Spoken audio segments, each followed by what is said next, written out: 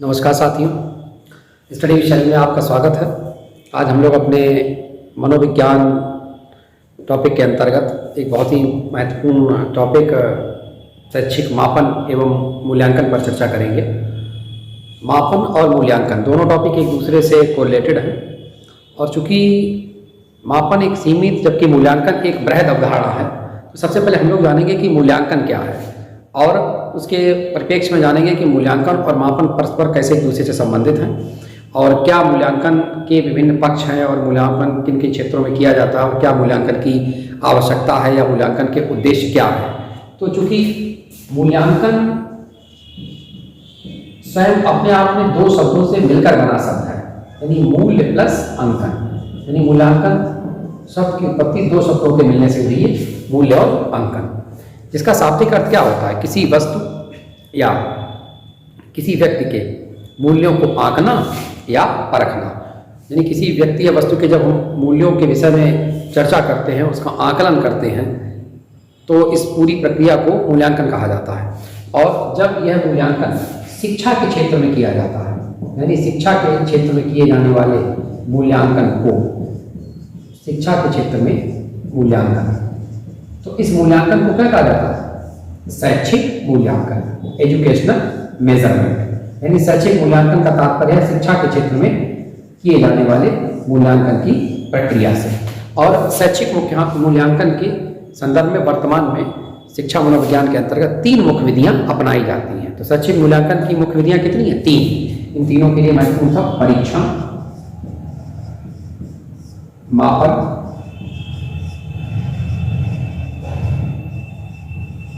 और मूल्यांकन। परीक्षण,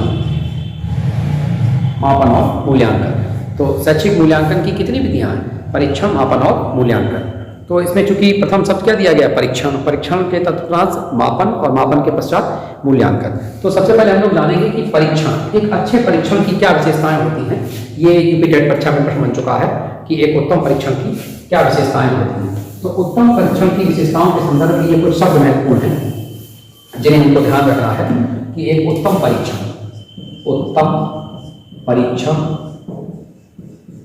की विशेषताएं, उत्तम परीक्षण की विशेषताएं, ये कुछ शब्द हैं। प्राय इस तरह के प्रश्न परीक्षा में आने पर ऑप्शन उपयुक्त सभी का ही होने की संभावना रहती है, फिर भी इन शब्दों पर हमें एक बार दृष्टिगत होना अनिवार्य है ताकि आने पर हम किसी प्रकार के कन्फ्यूजन की स्थिति में न रहें। तो एक सबसे पहले तो जो उत्तम परीक्षण है वो वैध होना चाहिए, यानी वैधता, विश्वसनीयता,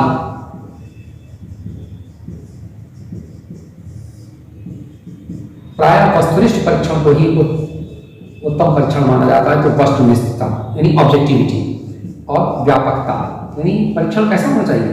व्यापक होना चाहिए।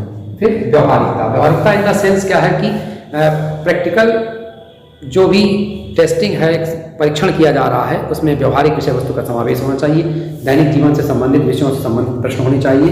तो महत्वपूर्ण शब्द है व्यवहारिकता। विभिन्न क्षेत्रों से संबंधित प्रश्न है तो उपयुक्त शब्द है विवेकता। और तत्पश्चात एक शब्द है प्रमाणिकता या प्रमापीकरण। तो चूंकि टेट में प्रश्न आ चुका है कि उत्तम परीक्षण की विशेषताएं होती हैं व्यापकता, विश्वसनीयता और वस्तुनिष्ठता, उपयुक्त सभी।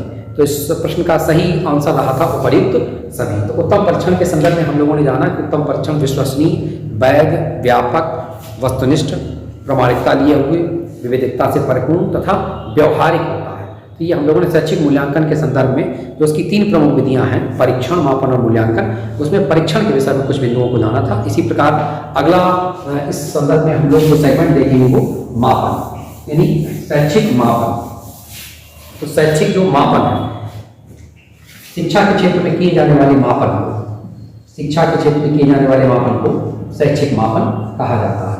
शैक्षिक मापन यानी मापन की प्रक्रिया को जब एजुकेशनल फील्ड में विभिन्न पक्षों के संदर्भ में प्रयोग किया जाए तो इस मापन को क्या कहा जाता है? शैक्षिक मापन। तो शैक्षिक मापन यानी जब एक किसी छात्र के, यानी किसी छात्र की योग्यता, ये ध्यान देंगे, योग्यता एवं विशेषताओं, यानी किसी छात्र की योग्यता एवं विशेषताओं की मात्रा, ये शब्द महत्वपूर्ण, इसे अंडरलाइन कर सकते हैं हम लोग, की मात्रा को अंक गणती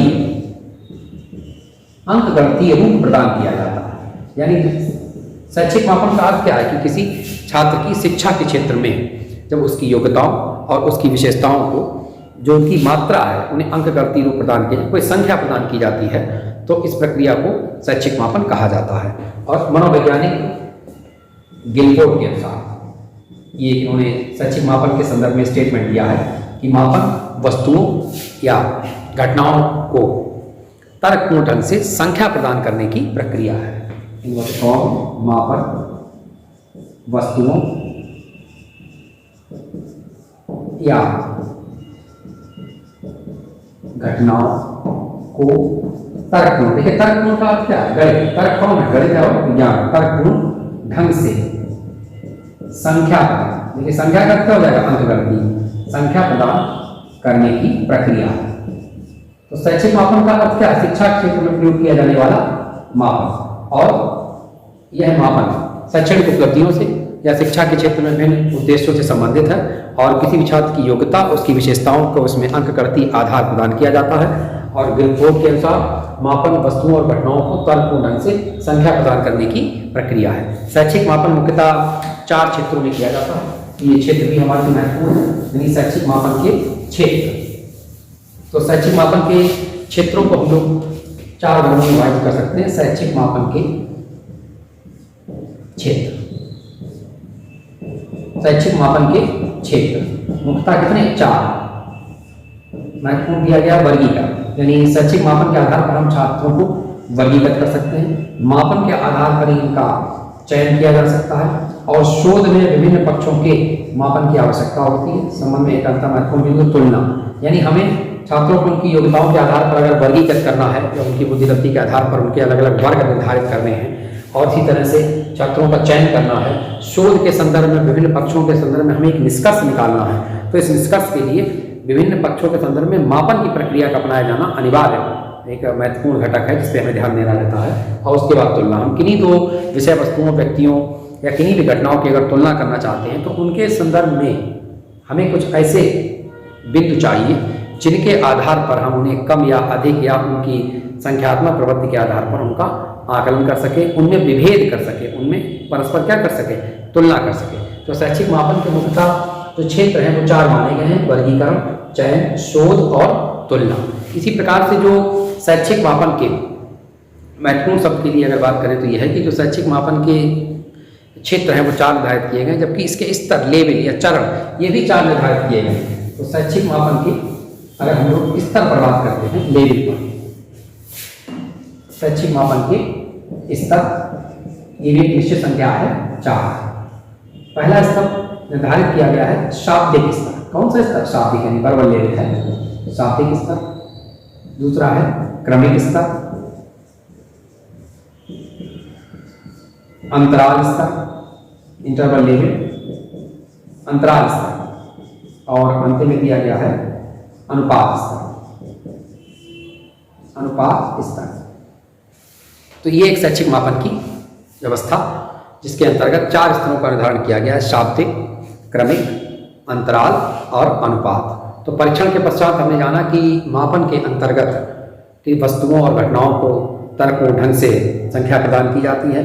उसके 4 क्षेत्र हैं, वर्गीकरण, चयन, शोध और तुलना, और इसी प्रकार से उसके 4 स्तर हैं, शाब्दिक, क्रमिक, अंतराल और अनुपात। अब हम लोग बढ़ते हैं अपने अगले टॉपिक के संदर्भ में कि मापन और मूल्यांकन, यानी मापन और मूल्यांकन हमारा छोटा सा जीवन कौशल प्रबंधन के अंतर्गत शिक्षा मनोविज्ञान में एक छोटा सा टॉपिक है, मापन एवं मूल्यांकन शिक्षा के संदर्भ में। तो अब शैक्षिक मापन और मूल्यांकन में कुछ भेद है, यानी मापन मूल्यांकन में क्या अंतर है, इसे हम लोगों को जानना है। तो शैक्षिक मापन के लिए सबसे महत्वपूर्ण जो क्रम है कि शैक्षिक मापन का क्षेत्र कैसा होता है। यद्यपि शैक्षिक मापन के 4 क्षेत्र निर्धारित किए गए, फिर भी शैक्षिक मापन का क्षेत्र सीमित है। शैक्षिक मापन क्षेत्र कैसा, सीमित है। और मूल्यांकन की तुलना में इसमें समय, श्रम, धन, इनकी बचत होती है, यानी कम समय लगता है, कम समय में मापन किया जा सकता है। मापन एक पक्षी, विशेष पक्षी व्यवस्था है, यानी जैसे हम अपने भार को मापते हैं, अपनी लंबाई का मापन किया गया है, तो मापन सीमित है। मापन में समय, श्रम, धन, इनका जो उपयोग होता है वो तुलनात्मक रूप से मूल्यांकन की अपेक्षा कम होता है।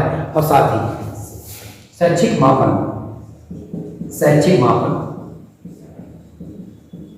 मूल्यांकन का पूर्ववर्ती होता है। पूर्ववर्ती मतलब क्या? मूल्यांकन के पहले मापन की क्रिया अपनाई जाती है, यानी विभिन्न पक्षों का, यानी हमारे शरीर के व्यक्तित्व के संदर्भ में विभिन्न पक्षों का मापन करके और उसके पश्चात एक निष्कर्ष रूप में जो एक कंक्लूजन हमारी पर्सनालिटी के संदर्भ में दिया जाएगा, उसे मूल्यांकन के रूप में क्या किया जाएगा? परिभाषित किया जाएगा। तो यानी मापन एक सीमित अवधारणा है, जबकि तुलनात्मक रूप से मूल्यांकन एक विस्तृत अवधारणा है। तो अगर हम लोग मूल्यांकन के संदर्भ में देखते हैं शैक्षिक मूल्यांकन, तो अगर शैक्षिक मूल्यांकन की बात करें तो शैक्षिक मूल्यांकन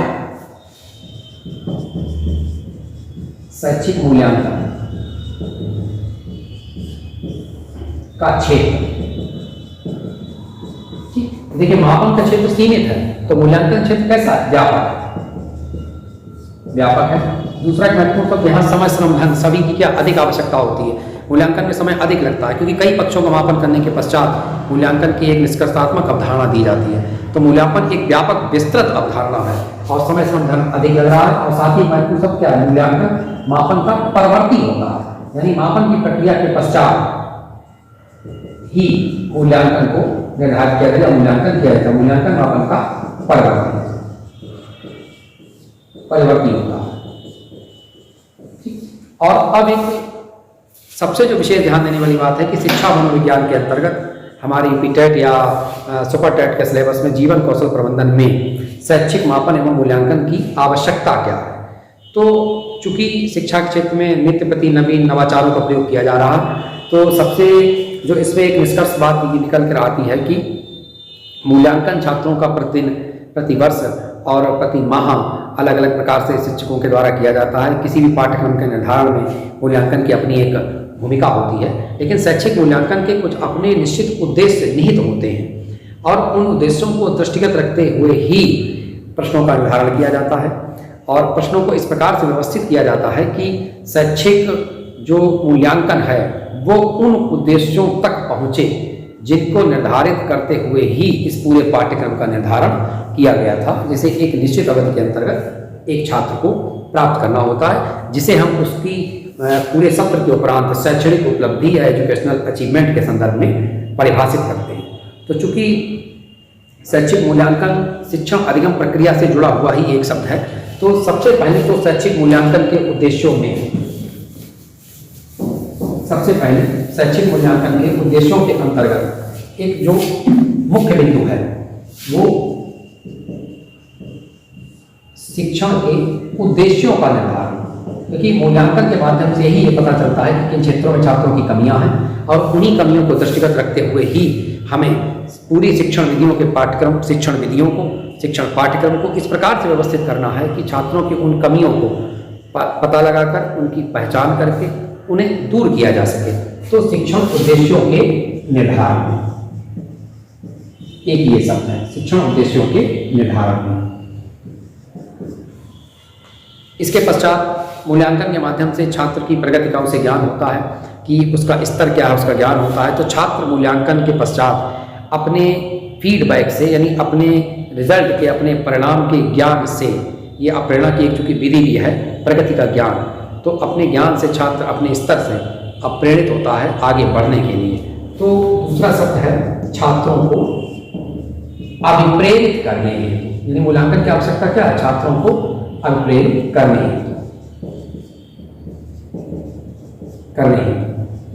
ठीक, छात्रों के सामाजिक, मानसिक, नैतिक एवं चारित्रिक विकास में सहायता है। चारित्रिक विकास में सहायता है। शिक्षण अधिगम को प्रभावी बनाना, शिक्षण अधिगम को प्रभावी बनाना। और एक महत्वपूर्ण बात और है कि मूल्यांकन के माध्यम से ही चूंकि छात्रों की कमियों का पता चलता है और उन कमियों को दूर करने के लिए ही पाठ्यक्रम में नवीन किन शिक्षण विधियों को समाहित किया जाए, किन पक्षों पर जोर दिया जाए जिससे छात्रों की उन कमियों को दूर किया जा सके।